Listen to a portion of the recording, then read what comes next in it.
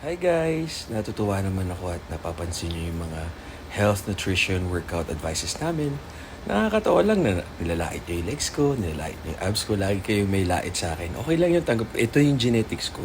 Kahit anong hard work, discipline na gawin ko, ito na yun. Unless magpa-opera ako, which is di ko naman kailangan.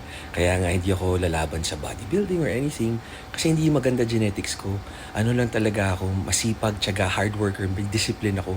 Nagawa ko tong workout na to at yung kinakain ko, nutrition, inaral ko pa 32 years. Alam ko yung hangganan ko, alam ko hindi ako yung pang mananalo ng champion sa mga Olympia, ganyan. Tanggap ko naman yun. So, yung mga lait nyo, totoo naman yun. Sa patanlit ng legs, you skip leg day, na ACL, MCL, meniscus ako. Tas kahit ngayon, everyday ako nagle-legs, pero wala, ganun na talaga yung genetics niya. Yung abs ko malalaki talaga, pati obliques, ganun lang talaga life. Tama kayo, mali ako, I'm not your doctor. Do what works for you. I love.